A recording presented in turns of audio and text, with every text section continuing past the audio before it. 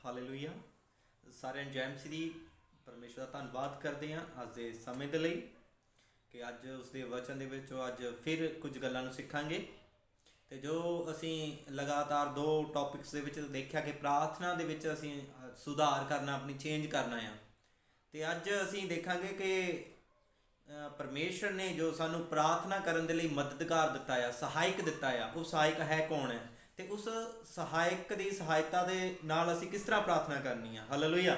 ਅੱਜ ਵਚਨ ਦੇ ਵਿੱਚੋਂ ਦੇਖਾਂਗੇ ਕਿ ਅਸੀਂ ਬਹੁਤ ਸਾਰੀਆਂ ਪ੍ਰਾਰਥਨਾਵਾਂ, ਜਿਸ ਤਰ੍ਹਾਂ ਬੀਚੋ ਕੇ ਟੌਪਿਕਸ ਦੇ ਵਿੱਚ ਅਸੀਂ ਦੇਖ ਕੇ ਹਟੇ ਹਾਂ ਕਿ ਸਾਡੀਆਂ ਜ਼ਿਆਦਾਤਰ ਜਿਹੜੀਆਂ ਸਰੀਰ ਦੇ ਅਨੁਸਾਰ ਪ੍ਰਾਰਥਨਾਵਾਂ ਹੁੰਦੀਆਂ, ਉਸ ਦੇ ਵਿੱਚ ਇੱਕੇ ਗੱਲ ਨੂੰ ਅਸੀਂ ਪਰਮੇਸ਼ਰ ਦੇ ਅੱਗੇ ਰੱਖਦੇ ਹਾਂ। ਸਵੇਰ ਨੂੰ, ਦੁਪਹਿਰ ਨੂੰ, ਸ਼ਾਮ ਨੂੰ, ਮਤਲਬ ਕੁਝ ਪਰੇਸ਼ਾਨੀਆਂ ਦੇ ਲਈ ਜਾਂ ਕਿਸੇ ਵੀ ਵਿਸ਼ੇ ਦੇ ਲਈ ਅਸੀਂ ਬਾਰ-ਬਾਰ ਉਸ ਲਈ ਪ੍ਰਾਰਥਨਾ ਰੱਖਦੇ ਹਾਂ, ਬਲਕਿ ਉਸ ਨੂੰ ਚੇਂਜ ਕਰਨਾ ਆ ਅਸੀਂ, ਜੋ ਅਸੀਂ ਬੀਤ ਚੁੱਕੇ ਟਾਈਮ ਦੇ ਵਿੱਚ ਦੇਖ ਕੇ ਹਟੇ ਹਾਂ। ਹਾਲੇਲੂਇਆ। ਬਲਕਿ ਹੁਣ ਅਸੀਂ ਆਤਮਾ ਦੇ ਅਨੁਸਾਰ ਪ੍ਰਾਰਥਨਾ ਕਿੱਦਾਂ ਕਰਨੀ ਆ। ਅੱਜ ਦੇਖਾਂਗੇ ਅਸੀਂ ਕਿ ਅਸੀਂ ਆਤਮਾ ਦੇ ਵਿੱਚ ਕਿੱਦਾਂ ਪ੍ਰਾਰਥਨਾ ਕਰਨੀ ਆ।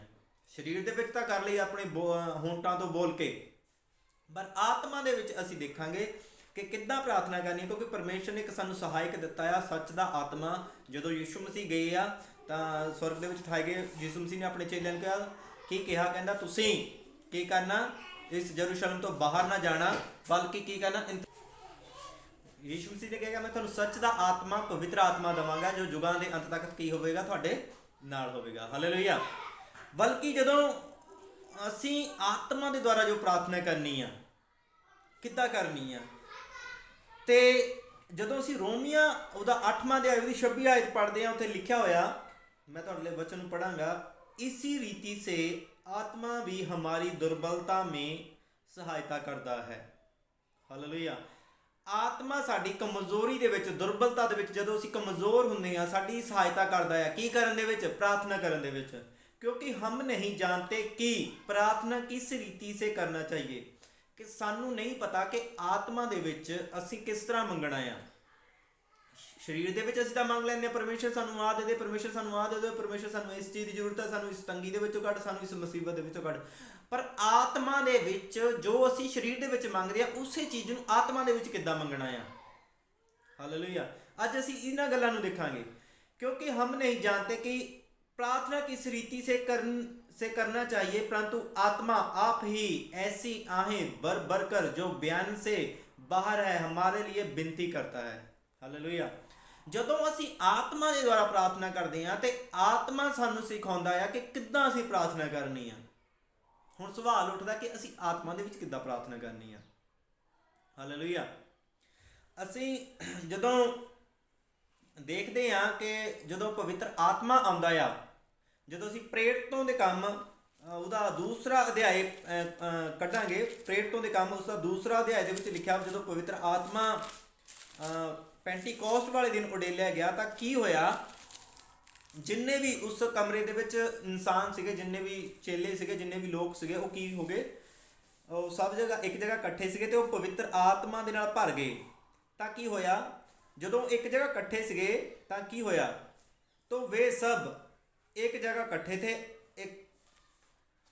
एक आकाश से बड़ी आंधी की सी सनसनाहट का शब्द हुआ और उससे सारा घर जहाँ वे बैठे थे गूंज गया, और उन्होंने आग की सी जीभें फटती हुई दिखाई दी और उनमें से हर एक पर आ ठहरी।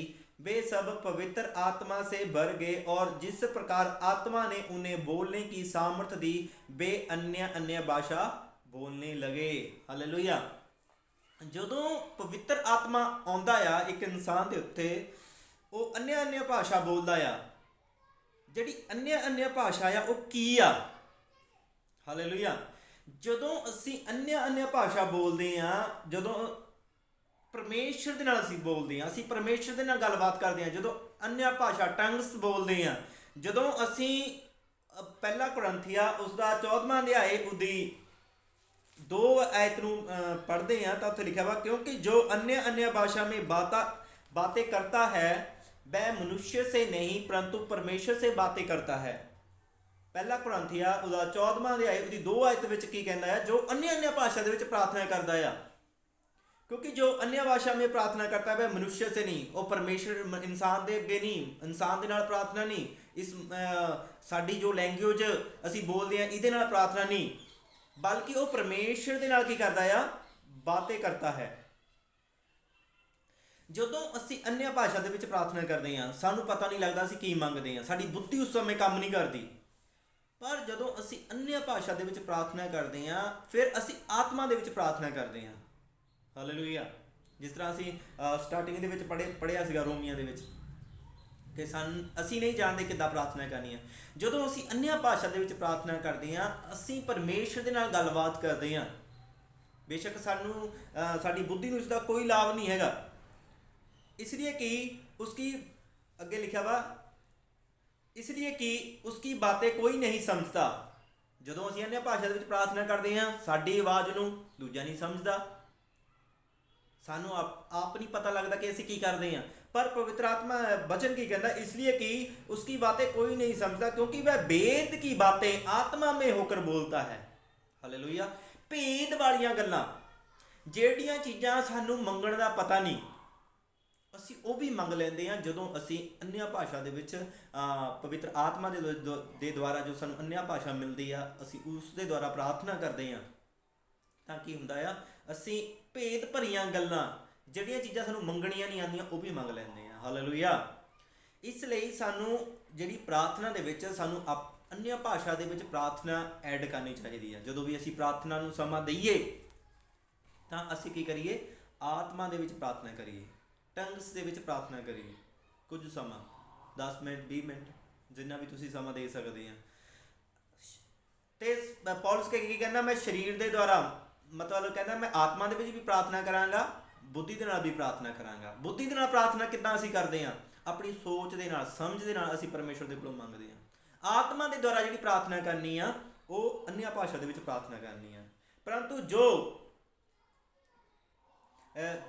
14 ਦੇ ਵਿੱਚ ਲਿਖਿਆ ਵਾ, ਪਹਿਲਾ ਕੁਰਿੰਥੀਆਂ 14:4 ਦੇ ਵਿੱਚ ਲਿਖਿਆ ਵਾ, ਜੋ अन्य भाषा में बातें करता है वह अपनी ही उन्नति करता है। हालेलुया। ਜਿਹੜਾ ਇਨਸਾਨ अन्य ਭਾਸ਼ਾ ਦੇ ਵਿੱਚ ਪ੍ਰਾਰਥਨਾ ਕਰਦਾ ਆ ਉਹ ਕੀ ਕਰਦਾ ਆ, ਆਪਣੀ ਆਤਮਿਕ ਬੜੋਤਰੀ ਕਰਦਾ ਆ।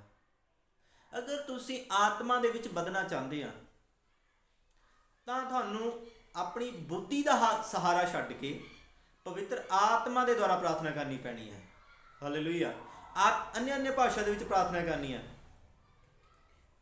जो अन्य भाषा में बातें करता है वह अपनी ही उन्नति करता है, परंतु जो भविष्यवाणी करता है वह कलीसिया की उन्नति करता है। मैं चाहता हूं कि तुम सब अन्य भाषा में बातें करो। हालेलुया। ते ਜਦੋਂ ਅਸੀਂ ਇਹਦੀ 14 पढ़ते हैं तो की लिखा वा, इसलिए यदि मैं अन्य भाषा में प्रार्थना करूं तो मेरी आत्मा प्रार्थना करती है। हालेलुया। परंतु मेरी बुद्धि काम नहीं देती। ਜਦੋਂ ਅਸੀਂ ਅਨਿਆ ਭਾਸ਼ਾ ਦੇ ਵਿੱਚ ਪ੍ਰਾਰਥਨਾ ਕਰਦੇ ਹਾਂ ਉਦੋਂ ਸਾਡੀ ਆਤਮਾ ਪ੍ਰਾਰਥਨਾ ਕਰਦੀ ਹੈ। ਅਸੀਂ ਬੁੱਧੀ ਦੇ ਨਾਲ ਪ੍ਰਾਰਥਨਾ ਬਹੁਤ ਕੁਝ ਕਰ ਲੈਂਦੇ ਹਾਂ, ਪ੍ਰਭੂ ਸਾਨੂੰ ਇਸ ਚੀਜ਼ ਦੀ ਜ਼ਰੂਰਤ ਹੈ, ਦੇ ਦੇ ਪ੍ਰਭੂ। ਦੂਸਰਿਆਂ ਲਈ ਅਸੀਂ ਬੁੱਧੀ ਦੇ ਨਾਲ ਮੰਗਦੇ ਹਾਂ, ਕਲੀਸਿਆ ਦੇ ਮੈਂਬਰਾਂ ਲਈ ਪ੍ਰਾਰਥਨਾ ਕਰਦੇ ਹਾਂ, ਆਪਣੇ ਕੰਮਾਂ ਕਾਰਾਂ ਦੇ ਲਈ ਪ੍ਰਾਰਥਨਾ ਕਰਦੇ ਹਾਂ, ਆਪਣੇ ਧੀਆਂ ਪੁੱਤਰਾਂ ਬੱਚਿਆਂ ਦੇ ਲਈ, ਆਪਣੇ ਮਾਤਾ ਪਿਤਾ ਦੇ ਲਈ, ਅਸੀਂ ਤਮਾਮ ਲੋਕਾਂ ਦੇ ਲਈ ਬੁੱਧੀ ਦੇ ਨਾਲ ਪ੍ਰਾਰਥਨਾ ਕਰਦੇ ਹਾਂ। ਪਰ ਜਦੋਂ ਅਸੀਂ ਆਤਮਾ ਦੇ ਨਾਲ ਪ੍ਰਾਰਥਨਾ ਕਰਦੇ ਹਾਂ ਤਾਂ ਅਸੀਂ ਆਪਣੀ ਬੜੋਤਰੀ ਕਰਦੇ ਹਾਂ, ਅਸੀਂ ਸਪਿਰਿਚੁਅਲ ਗਰੋਥ ਕਰਦੇ ਹਾਂ ਆਤਮਾ ਦੇ ਵਿੱਚ। ਹਾਲੇਲੂਇਆ। ਤੇ ਜਿਹੜੀ ਅਸੀਂ ਸਰੀਰ, ਜਿਸ ਤਰ੍ਹਾਂ 2 ਟੌਪਿਕ ਦੇ ਵਿੱਚ ਦੇਖ ਕੇ ਹਟਿਆ ਕਿ ਸਰੀਰ ਦੇ ਵਿੱਚ ਅਨੁਸਾਰ ਕਿੱਦਾਂ ਪ੍ਰਾਰਥਨਾ ਕਰਦੇ ਆ, ਬਹੁਤ ਸਾਰਿਆਂ ਨੂੰ ਤੁਹਾਨੂੰ ਸੁਧਾਰ ਮਿਲਿਆ ਹੋਵੇਗਾ ਕਿ ਚੇਂਜ ਕਿੱਦਾਂ ਕਰਨਾ ਆ, ਕਿੱਦਾਂ ਅਸੀਂ ਬਾਰ-ਬਾਰ ਇੱਕੇ ਗੱਲ ਨੂੰ ਨਹੀਂ ਮੰਗਣਾ ਪਰਮੇਸ਼ਰ ਦੇ ਕੋਲੋਂ, ਬਲਕਿ ਉਸ ਦਾ ਥੈਂਕਸ ਗਿਵਿੰਗ ਕਰਨਾ ਆ। ਜਦੋਂ ਅਸੀਂ ਸਰੀਰ ਦੇ ਵਿੱਚ ਪ੍ਰਾਰਥਨਾ ਕਰਦੇ ਹਾਂ, ਬੁੱਧੀ ਦੇ ਨਾਲ ਪ੍ਰਾਰਥਨਾ ਕਰਦੇ ਹਾਂ, ਜਿਹੜਾ ਬੁੱਧੀ ਦੇ ਨਾਲ ਪ੍ਰਾਰਥਨਾ ਕਰਨਾ ਆ ਉਹ ਇੱਕ ਪੈਰ ਹੈ। ਹਾਲੇਲੂਇਆ। ਜਦੋਂ ਅਸੀਂ ਬੁੱਧੀ ਦੇ ਨਾਲ ਪ੍ਰਾਰਥਨਾ ਕਰਦੇ ਹਾਂ, ਮੰਨ ਲਓ ਇੱਕ ਇਨਸਾਨ ਹੈ, ਇੱਕ ਇਨਸਾਨ ਉਹਦੇ 2 ਪੈਰ ਹੁੰਦੇ, ਇੱਕ ਇਨਸਾਨ ਦੇ 2 ਪੈਰ ਹੈ, ਮੰਨ ਲਓ ਉਹ ਇੱਕ ਪੈਰ ਨਾਲ ਨੱਠੇ, ਕਿੰਨਾ ਕੁ ਨੱਠ ਲਊਗਾ ਇੱਕ ਪੈਰ ਨਾਲ? 2 ਪੈਰ ਨਾਲ ਸਪੀਡ ਨਾਲ ਨੱਠੇਗਾ, ਜਲਦੀ ਪਹੁੰਚੇਗਾ ਮੰਜ਼ਿਲ ਉੱਤੇ। ਜਿਹੜਾ ਬੁੱਧੀ ਦੇ ਨਾਲ ਪ੍ਰਾਰਥਨਾ ਕਰਨਾ ਆ ਉਹ ਇੱਕ ਪੈਰ ਹੈ, ਤੇ ਜਿਹੜਾ ਆਤਮਾ ਦੇ ਨਾਲ ਪ੍ਰਾਰਥਨਾ ਕਰਨਾ ਆ ਉਹ ਦੂਸਰਾ ਪੈਰ ਹੈ। ਹਾਲੇਲੂਇਆ। ਜਦੋਂ ਸਾਡੇ 2 ਹੀ ਪੈਰ ਹੋਣਗੇ ਅਸੀਂ ਬੁੱਧੀ ਦੇ ਨਾਲ ਵੀ ਪ੍ਰਾਰਥਨਾ ਕਰਾਂਗੇ, ਆਤਮਾ ਦੇ ਨਾਲ ਪ੍ਰਾਰਥਨਾ ਕਰਾਂਗੇ, ਅਸੀਂ ਆਤਮਾ ਦੇ ਵਿੱਚ ਵੀ ਵਧਾਂਗੇ ਤੇ ਸਾਡੀਆਂ ਪ੍ਰਾਰਥਨਾਵਾਂ ਵੀ ਸੁਣੀਆਂ ਜਾਣਗੀਆਂ ਤੇ ਅਸੀਂ ਵੱਧਦੇ ਜਾਵਾਂਗੇ। ਹਾਲੇਲੂਇਆ। ਸਾਨੂੰ ਦੋਏ ਤਰ੍ਹਾਂ ਪ੍ਰਾਰਥਨਾ ਕਰਨੀ ਸਿੱਖਣੀ ਆ, ਸਰੀਰ ਦੇ ਬੁੱਧੀ ਦੇ ਦੁਆਰਾ ਵੀ, ਆਤਮਾ ਦੇ ਦੁਆਰਾ ਵੀ। ਜਦੋਂ ਯਿਸੂ ਮਸੀਹ ਇਸ ਧਰਤੀ ਤੇ ਸੀਗੇ, ਯਿਸੂ ਮਸੀਹ ਦੇ ਜਦੋਂ ਅਸੀਂ ਜਨਮ ਤੋਂ ਲੈ ਕੇ ਯਿਸੂ ਮਸੀਹ ਦੇ ਬਪਤਿਸਮੇ ਤੱਕ ਦੇਖਦੇ ਹਾਂ, ਤਾਂ ਉਸ ਤੋਂ ਪਹਿਲਾਂ ਜਦੋਂ ਯਿਸੂ ਮਸੀਹ 30 ਸਾਲ ਦੇ ਸੀਗੇ, ਬਪਤਿਸਮੇ ਤੋਂ ਪਹਿਲਾਂ ਉਹਨਾਂ ਦਾ ਕੋਈ ਜ਼ਿਆਦਾ ਬਾਈਬਲ ਦੇ ਵਿੱਚ ਬਿਆਨ ਨਹੀਂ ਆਉਂਦਾ। ਜਦੋਂ ਯਿਸੂ ਮਸੀਹ ਨੇ ਬਪਤਿਸਮਾ ਲਿਆ, ਪਵਿੱਤਰ ਆਤਮਾ ਨੂੰ ਪਾਇਆ, ਉਸ ਤੋਂ ਬਾਅਦ ਕੀ ਕੀਤਾ, ਯਿਸੂ ਮਸੀਹ ਪਵਿੱਤਰ ਆਤਮਾ ਨਾਲ ਭਰਪੂਰ ਹੋ ਕੇ ਗਲੀਲ ਨੂੰ ਵਾਪਸ ਆਏ, ਤਾਂ ਕੀ ਹੋਇਆ, ਯਿਸੂ ਮਸੀਹ ਨੇ ਸ਼ੁਭ ਸਮਾਚਾਰ ਸਟਾਰਟ ਕੀਤਾ, ਪਰਮੇਸ਼ਰ ਦੀ ਸੇਵਕਾਈ ਨੂੰ ਸਟਾਰਟ ਕੀਤਾ, ਪਵਿੱਤਰ ਆਤਮਾ ਦੇ ਨਾਲ ਭਰਪੂਰ ਹੋ ਕੇ। ਹਾਲੇਲੂਇਆ। ਪਵਿੱਤਰ ਆਤਮਾ ਦੇ ਦੁਆਰਾ ਉਹਨਾਂ ਨੇ ਕੀ ਕੀਤੀ, ਫਾਸਟਿੰਗ ਕੀਤੀ। ਜਦੋਂ ਯਿਸੂ ਮਸੀਹ ਤੇ ਪਵਿੱਤਰ ਆਤਮਾ ਆਇਆ, ਜਦੋਂ ਯੋਹੰਨਾ ਦੇ ਹੱਥੋਂ ਬਪਤਿਸਮਾ ਲਿਆ, ਤਾਂ ਪਵਿੱਤਰ ਆਤਮਾ ਉਹਨਾਂ ਨੂੰ ਕਿੱਥੇ ਲੈ ਗਿਆ, ਉਜਾੜ ਦੇ ਵਿੱਚ, ਜੰਗਲ ਦੇ ਵਿੱਚ ਲੈ ਗਿਆ। ਪਵਿੱਤਰ ਆਤਮਾ ਦੇ ਸਿਖਾਉਣ ਦੇ ਦੁਆਰਾ ਉਹ ਕਰਦਾ ਰਿਹਾ ਯਿਸੂ ਮਸੀਹ। ਪਵਿੱਤਰ ਆਤਮਾ ਸਿਖਾਉਂਦਾ ਗਿਆ ਤੇ ਯਿਸੂ ਮਸੀਹ ਕਰਦੇ ਗਏ। ਪਵਿੱਤਰ ਆਤਮਾ ਦੇ ਦੁਆਰਾ ਹੀ ਉਹਨਾਂ ਨੇ ਭਰ ਕੇ ਫਾਸਟਿੰਗ ਰੱਖੀ, ਪ੍ਰੇਅਰ ਕੀਤੀ, ਫਾਸਟਿੰਗ ਦੇ ਵਿੱਚ 40 ਫਾਸਟਿੰਗ ਕੀਤੇ। ਜਦੋਂ ਅਸੀਂ ਆਤਮਾ ਦੇ ਵਿੱਚ ਮਜ਼ਬੂਤ ਹੋਵਾਂਗੇ, ਆਤਮਾ ਦੇ ਦੁਆਰਾ ਚੱਲਾਂਗੇ, ਆਤਮਾ ਦੀ ਸੁਣਾਂਗੇ, ਆਤਮਾ ਦੇ ਦੁਆਰਾ ਦੇਖਾਂਗੇ, ਆਤਮਾ ਦੇ ਦੁਆਰਾ ਬੋਲਾਂਗੇ, ਅਸੀਂ ਬਲੈਸ ਹੋਵਾਂਗੇ। ਹਾਲੇਲੂਇਆ, ਬਲੈਸ ਹੋਵਾਂਗੇ, ਕਿਉਂਕਿ ਆਤਮਾ ਦੇ ਦੁਆਰਾ ਹੀ ਸਾਰਾ ਕੁਝ ਸੰਭਵ ਹੈ। ਯਿਸੂ ਮਸੀਹ ਨੇ ਪਵਿੱਤਰ ਆਤਮਾ ਨੂੰ ਪਾਇਆ। ਜਦੋਂ ਯਿਸੂ ਮਸੀਹ ਦੇ ਜਨਮ ਨੂੰ ਅਸੀਂ ਦੇਖਦੇ ਹਾਂ, ਉਸ ਤੋਂ ਬਾਅਦ ਬਪਤਿਸਮਾ ਲੈਣ ਤੱਕ ਉਹਦੇ ਉੱਤੇ ਪਹਿਲਾਂ 30 ਸਾਲ ਦੇ ਵਿੱਚ ਕੋਈ ਮਰਾਈਕਲ ਨਹੀਂ ਦੇਖਦੇ, ਯਿਸੂ ਮਸੀਹ ਦੀ ਕੋਈ ਸੇਵਕਾਈ ਨਹੀਂ ਦੇਖਦੇ। ਜਦੋਂ 30 ਸਾਲ ਦੇ ਹੋਏ, ਯਿਸੂ ਮਸੀਹ ਨੇ ਬਪਤਿਸਮਾ ਲਿਆ, ਪਵਿੱਤਰ ਆਤਮਾ ਨੂੰ ਪਾਇਆ, ਉਸ ਤੋਂ ਬਾਅਦ ਜਦੋਂ ਯਿਸੂ ਮਸੀਹ ਨੇ ਸੇਵਕਾਈ ਕੀਤੀ ਤਾਂ ਯਿਸੂ ਮਸੀਹ ਦਾ ਨਾਮ ਫੈਲ ਗਿਆ, ਚਾਰੇ ਪਾਸੇ ਦੀ ਧੁੰਮਾਂ ਪੈ ਗਈਆਂ। ਹਾਲੇਲੂਇਆ। ਕਿਉਂਕਿ ਜਦੋਂ ਪਵਿੱਤਰ ਆਤਮਾ ਸਾਡੀ ਜ਼ਿੰਦਗੀ ਦੇ ਵਿੱਚ ਆਉਂਦਾ ਆ, ਫਿਰ ਸਾਡਾ ਨਾਮ ਫੈਲਦਾ ਆ, ਪਰਮੇਸ਼ਰ ਦਾ ਨਾਮ ਫੈਲਦਾ ਹੈ, ਫਿਰ ਪਰਮੇਸ਼ਰ ਦਾ ਵਚਨ ਫੈਲਦਾ ਹੈ ਸਾਡੇ ਦੁਆਰਾ। ਹਾਲੇਲੂਇਆ। ਫਿਰ ਸਾਡੇ ਦੁਆਰਾ ਪਰਮੇਸ਼ਰ ਕਾਰਿਆ ਕਰਦਾ ਆ, ਕਿਉਂਕਿ ਅਸੀਂ ਸਰੀਰ ਦੇ ਦੁਆਰਾ ਵੀ ਪ੍ਰਾਰਥਨਾ ਕਰਨੀ ਆ, ਬੁੱਧੀ ਦੇ ਦੁਆਰਾ ਵੀ ਪ੍ਰਾਰਥਨਾ ਕਰਨੀ ਆ, ਆਤਮਾ ਦੇ ਦੁਆਰਾ ਵੀ ਪ੍ਰਾਰਥਨਾ ਕਰਨੀ ਆ। ਹਾਲੇਲੂਇਆ। ਆਤਮਾ ਦੇ ਵਿੱਚ ਜਦੋਂ ਅਸੀਂ ਪ੍ਰਾਰਥਨਾ ਕਰਾਂਗੇ, ਅਸੀਂ ਆਪਣੀ ਆਤਮਾ ਦੀ ਗਰੋਥ ਕਰਾਂਗੇ, ਅਸੀਂ ਆਤਮਾ ਦੇ ਵਿੱਚ ਵਧਾਂਗੇ। ਹਾਲੇਲੂਇਆ। ਅਸੀਂ ਜਦੋਂ ਯਿਸੂ ਮਸੀਹ ਦੇ ਚੇਲੇ ਸੀਗੇ, ਜਦੋਂ ਅਸੀਂ ਪਤਰਸ ਨੂੰ ਦੇਖਦੇ, ਜਦੋਂ ਪੈਂਟੀਕੋਸਟ ਵਾਲੇ ਦਿਨ ਪਵਿੱਤਰ ਆਤਮਾ ਉਤਰਿਆ, ਤਾਂ ਪਵਿੱਤਰ ਆਤਮਾ ਦੇ ਨਾਲ ਭਰ ਗਏ ਤੇ ਪਵਿੱਤਰ ਆਤਮਾ ਦੇ ਨਾਲ ਭਰਪੂਰ ਪਤਰਸ ਨੇ ਖੜੇ ਹੋ ਕੇ ਪ੍ਰਚਾਰ ਕੀਤਾ ਤੇ ਇੱਕ ਦਿਨ ਦੇ ਵਿੱਚ 3000 ਲੋਕਾਂ ਨੇ ਬੈਪਟਾਈਜ਼ਡ ਹੋਇਆ, ਬਪਤਿਸਮਾ ਲਿਆ। ਜਦੋਂ ਪਵਿੱਤਰ ਆਤਮਾ ਦੇ ਨਾਲ ਭਰਪੂਰ ਹੋ ਗਏ, ਜਦੋਂ ਪਵਿੱਤਰ ਆਤਮਾ ਇੱਕ ਇਨਸਾਨ ਦੇ ਉੱਤੇ ਆਉਂਦਾ ਹੈ ਤਾਂ ਸਾਮਰਥ ਆਉਂਦੀ ਹੈ, ਬਾਈਬਲ ਕਹਿੰਦੀ ਹੈ। ਤੇ ਯਿਸੂ ਮਸੀਹ ਨੇ ਕਿਹਾ, ਜਦੋਂ ਤੱਕ ਤੁਸੀਂ ਸਾਮਰਥ ਨਾ ਪਾ ਲਓ, ਉੱਪਰੋਂ ਸਾਮਰਥ ਨਾ ਪਾ ਲਓ। ਜਦੋਂ ਪਵਿੱਤਰ ਆਤਮਾ ਆਏਗਾ, ਸਾਮਰਥ ਆਏਗੀ। ਜਦੋਂ ਸਾਮਰਥ ਆਏਗੀ, ਉਦੋਂ ਸਾਨੂੰ ਸ਼ਕਤੀ ਮਿਲੇਗੀ ਹਰ ਉਸ ਕੰਮ ਨੂੰ ਕਰਨ ਦੇ ਲਈ ਜਿਹੜੇ ਅਸੀਂ ਨਹੀਂ ਕਰ ਸਕਦੇ। ਪਵਿੱਤਰ ਆਤਮਾ ਦੇ ਦੁਆਰਾ ਪ੍ਰਾਰਥਨਾ ਕਰਨੀ ਬਹੁਤ ਜ਼ਰੂਰੀ ਹੈ ਇੱਕ ਵਿਸ਼ਵਾਸੀ ਦੇ ਲਈ। ਹਾਲੇਲੂਇਆ। ਤੇ ਜਦੋਂ ਵੀ ਅਸੀਂ ਪਵਿੱਤਰ ਆਤਮਾ ਦੇ ਨਾਲ ਭਰ ਕੇ ਪ੍ਰਾਰਥਨਾ ਕਰਾਂਗੇ, ਅਨਿਆ ਭਾਸ਼ਾ ਦੇ ਵਿੱਚ ਪ੍ਰਾਰਥਨਾ ਕਰਾਂਗੇ, ਜਦੋਂ ਇੱਕ ਇਨਸਾਨ ਅਨਿਆ ਭਾਸ਼ਾ ਦੇ ਵਿੱਚ ਪ੍ਰਾਰਥਨਾ ਕਰਨੀ ਸਟਾਰਟ ਕਰਦਾ ਆ, ਤੇ ਉਸ ਦੀ ਜਿਹੜੀ ਸਪਿਰਿਚੁਅਲ ਗਰੋਥ ਹੁੰਦੀ ਆ, ਉਹ ਆਤਮਾ ਦੇ ਵਿੱਚ ਇਨਸਾਨ ਵਧਣਾ ਸ਼ੁਰੂ ਹੁੰਦਾ ਆ, ਡੇ ਬਾਈ ਡੇ। ਉਹ ਬਲੈਸ ਹੁੰਦਾ ਜਾਏਗਾ ਡੇ ਬਾਈ ਡੇ, ਜਿੱਦਾਂ ਉਹ ਪਵਿੱਤਰ ਆਤਮਾ ਦੇ ਨਾਲ ਭਰਿਆ ਹੋਇਆ ਪ੍ਰਾਰਥਨਾ ਕਰੇਗਾ ਪਵਿੱਤਰ ਆਤਮਾ ਦੀ ਸਾਮਰਥ ਦੁਆਰਾ। ਬੇਸ਼ੱਕ ਉਹਨੂੰ ਸਮਝ ਨਹੀਂ ਲੱਗਦੀ ਮੈਂ ਕੀ ਪ੍ਰਾਰਥਨਾ ਕਰ ਰਿਹਾ ਹਾਂ, ਪਰ ਉਦੋਂ ਸਾਡੀ ਆਤਮਾ ਗਰੋਥ ਕਰਦੀ ਆ। ਹਾਲੇਲੂਇਆ।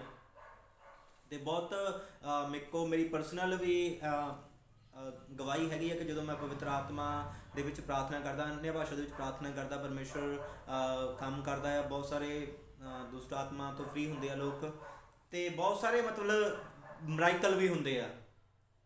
ਪਰਮੇਸ਼ਰ ਆਤਮਾ ਦੇ ਵਿੱਚ ਅਸੀਂ ਪ੍ਰਾਰਥਨਾ ਕਰਨੀ ਆ ਹਮੇਸ਼ਾ, ਸਰੀਰ ਦੇ ਵਿੱਚ ਘੱਟ, ਬੁੱਧੀ ਦੇ ਦੁਆਰਾ ਘੱਟ, ਆਤਮਾ ਦੇ ਦੁਆਰਾ ਜ਼ਿਆਦਾ।